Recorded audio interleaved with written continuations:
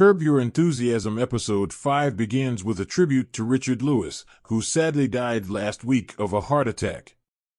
Lewis has played a recurring role on the show since it began all those years ago. After this tribute, the episode properly gets underway with Larry in a meeting with his new lawyer, Christopher Mantle, whom Larry mentions shares the last name with Mickey Mantle, famous basketball player.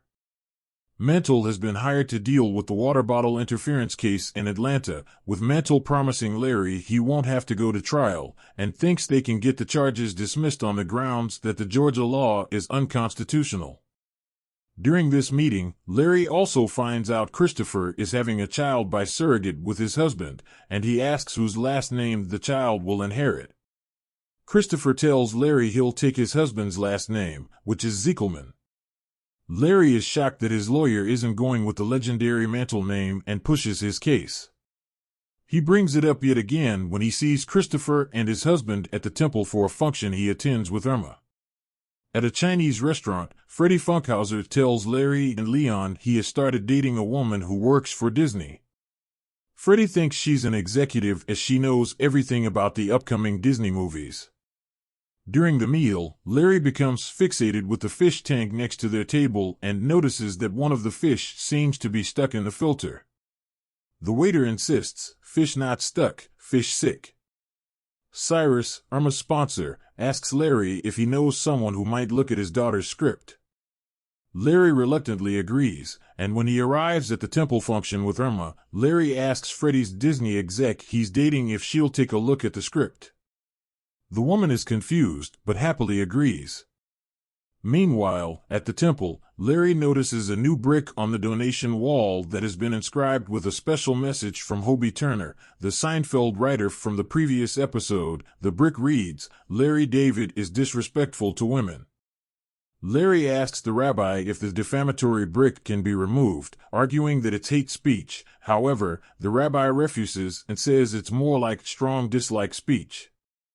Later on at the temple, Mantle's husband confronts Larry, but Larry starts giving suggestions for the child's name, Ziggy Ziekelman, Scooter Ziekelman, Foots Ziekelman, etc., and this starts a fight between Christopher Mantle and Ziekelman. Soon after this, Larry is approached by Sienna Miller, who says she's in the process of converting to Judaism. She flirts with Larry again and invites him to a dinner party, but he remains tied to Irma and turns her down. He is still keen to end things with Irma but doesn't know how. Turns out that Disney exec Freddie is dating actually works as a greeter at the Disney store, and Larry advises Freddie to dump her. Larry goes back to the Chinese restaurant, where the waiter tells him the fish is sick, gone. Larry is not convinced and thinks the fish is stuck, dead. Elsewhere, Larry bribes Richard Lewis into sharing what Irma said in AA by offering to include him in his will, and Richard agrees and reveals Irma left her first husband because he was in diapers. This gives Larry the ultimate idea of how to finally get rid of her. Larry visits his lawyer and discovers his Ziekelman tirade caused an issue between the married couple, resulting in Mantle getting kicked out of his house and forced to sleep on his office couch.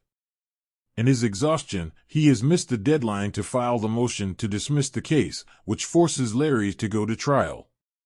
Larry and Freddie both decide they must end their relationships by telling both Irma and the Disney princess they've been afflicted with Grote's disease.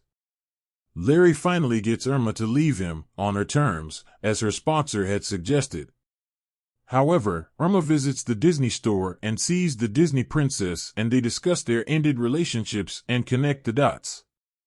The AA sponsor's daughter also turns up and reveals she was dropped from her writers group because of the awful advice she got on her script. The episode ends with the revelation of new postings on the temple walls, which is now made up of several defamatory bricks, by Cyrus, the sponsor, who accuses Larry of being a lying bastard, by Ziekelman, homewrecker, Irma, a coward and a cheat, and, lastly, the rabbi, who says he's the Shanda for the Goyim. The episode review. This episode is tinged with sadness after the death of Curb legend, Richard Lewis, and he appears in this episode and reminds everyone of what a comic genius he was.